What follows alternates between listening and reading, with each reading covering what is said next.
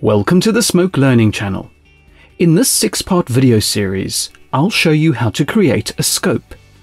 At some point in our VFX careers, someone will ask you to create a binocular scope, telescope, or even missile-guided laser sights.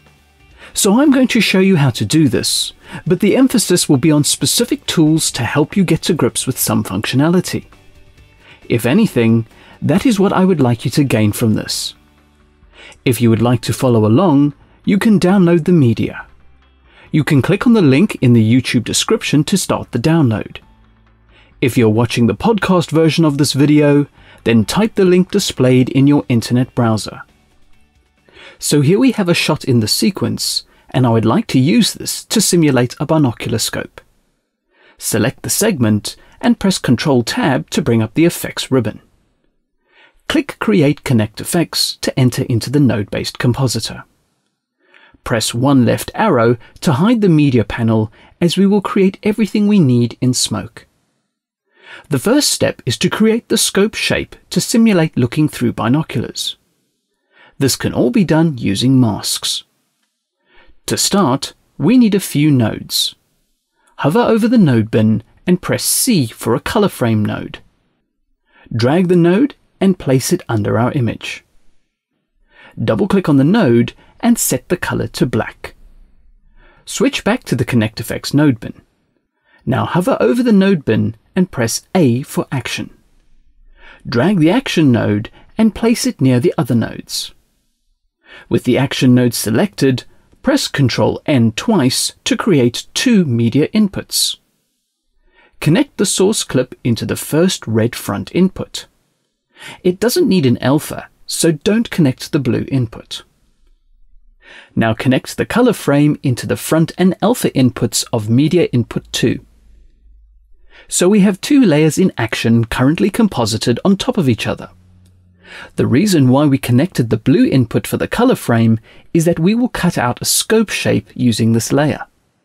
In order to do so, it needs to have an active alpha that is enabled through the blue input.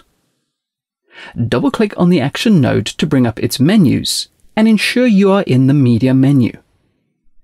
Entry 1 is the background and Entry 2 is the black frame. Now let's create the cutout. Follow along Media Entry 2.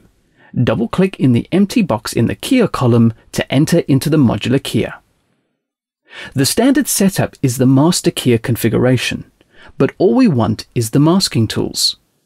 So click the Start Mode pull-down menu and choose Reset to Gmask. Confirm the pop-up window. The new set only has a masking tool on the alpha pipeline. Press the Home icon to go to the Dual Default layout. Double-click on the Gmask node and click the Result Viewer. Now when creating masks, there are a number of ways you can do this. You can click the Add button and start to draw your shape. You can click to create control points in the viewer and the shape will form. This point-and-click method is to create controlled shapes. If you hold Shift, the control points will disappear and you can freely draw your shape. When you release the button, Smoke will draw the control points to form the shape. But you can carry on drawing using either click and draw or freehand drawing. Just remember to close the shape to complete the mask. Then you can use the lasso fit slider to refine the freehand part of the mask. This slider only works the first time the mask is created. If you modify the mask further, this slider will grey out. Now that looks nothing like a scope, so let's delete this and do it properly. Switch the mask selection mode to all and press the Delete button. This will delete all mask objects created in this node. What we actually need is a circular mask to create the scope view. We will use one of Smoke's supplied masks to do the job. Click the Load button under the Gmask header. In the browser, change the Gmask mode from Custom to Default. This will bring up all the supplied mask shapes. Select the circle and it will load into the Gmask node. Select the Gmask and scale it up to 280%. This puts it just within screen action safe. Now the mask is not perfectly symmetrical because it is being stretched by an aspect ratio which is 16:9. Unlock the proportion button and set the X scale to 210%, and this should give us a decent circle.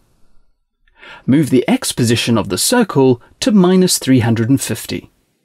So that is the positioning for the first lens. Let's soften the edge a bit as well. The edge softness is known as the edge offset. So drag the offset slider to 5 to soften the edges of the mask. Now remember that white is opaque and black is transparent. So if I select the result viewer and press 3, the context viewer will show the current result of the mask. We actually need to invert it as we're cutting out of the black frame. Click the outside button and this will inverse the colors of the mask. Hover over the result viewer and press F4 to see the result. The black and white colors are now inverted, causing the cutout. To create the second lens, we need to duplicate the first one. Hover over the modular key schematic and press Escape twice. This will show us the contents of the Gmask node. Similar to Action, each mask exists as an object with an axis node for transformations. To make a duplicate, select the top axis node. Change the selection mode to branch.